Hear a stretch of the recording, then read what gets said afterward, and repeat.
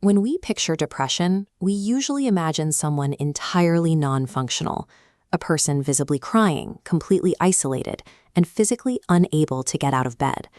But for millions of people navigating major depressive disorder, the reality looks drastically different. Showing up to the office, paying bills on time, and making dinner for their kids. There is a pervasive belief that if you can still hold down a job, you aren't truly depressed. That is false. High-functioning depression is a measurable clinical reality, and it regularly flies under the radar. To understand this, we must look at how doctors measure the disease. This scale is the PHQ-9, or Patient Health Questionnaire. It scores depression severity from 0 to 27, relying on objective symptoms rather than outward appearances. Notice this specific pocket here, right in the 10 to 14 range. In clinical terms, this qualifies as moderate depression. Patients scoring in this moderate range present a unique paradox. Externally, they are frequently meeting all their personal and professional obligations, but internally, their energy reserves are completely depleted. They are treading water, barely keeping their heads above the surface. Because our society uses external productivity as a proxy for internal health, we miss the warning signs. We assume competence equals well-being, leaving highly functional individuals to endure the weight of the illness entirely on their own. That oversight becomes even more apparent when the score moves down to the 5 to 9 bracket, the zone classified as mild depression. People sitting in this mild range often write off their own exhaustion. They assume that because they aren't in a visible crisis or experiencing suicidal thoughts, they don't deserve to take up a therapist's time. Clinical data points to the exact opposite conclusion. This 5 to 9 range is the highest yield opportunity for early intervention. Catching the disease here prevents it from deepening into severe, chronic territory.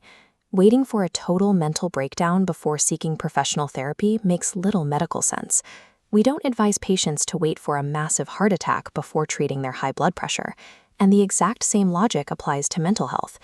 Yet the advice usually given to people struggling in these early stages is to simply think positive or push through the fatigue.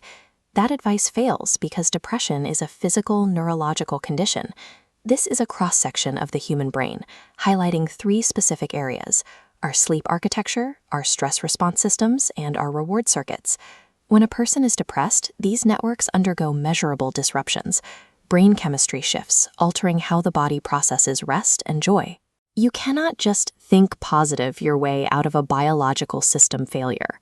Treating that system failure often involves medication, which brings up another common fear: the worry that taking antidepressants will somehow change your core personality. For many patients, a correctly matched medication does the exact opposite. It doesn't flatten who you are. It lifts the heavy biological fog that has been obscuring your true personality, letting you feel like yourself again. While medication works to restore that biological baseline, it is most effective when paired with cognitive behavioral therapy, or CBT. This is an evidence-based practice that actively reshapes the negative thought patterns depression leaves behind. Depression is a systemic failure of the body and the mind, not a character flaw. Overcoming it requires evidence-based systemic tools to reclaim your health. The data is clear. Depression operates on a measurable, highly treatable spectrum, and you deserve access to professional care long before you reach a breaking point. You don't have to rely on guesswork to figure out where your mental health stands today. You can measure it yourself. You can take a free, private PHQ-9 screening right now at chctherapy.com/mentalhealthtests. It takes about 5 minutes, and you don't even need to enter an email address to get started.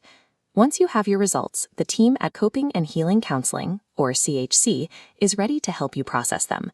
CHC is a culturally competent practice with over 15 licensed therapists, offering 100% HIPAA-compliant telehealth care to all 159 counties in Georgia. And importantly, their intake process usually takes just 3 to 5 business days. They have also removed the barrier of financial anxiety. Looking at their insurance coverage chart, Medicaid patients have a $0 copay, while major commercial plans like Aetna, Cigna, Blue Cross Blue Shield, Humana, and United Healthcare typically cost between $0 and $40 a session. Take the test. Know your score, then call 404-832-0102 to schedule an appointment and take your first step out of the fog.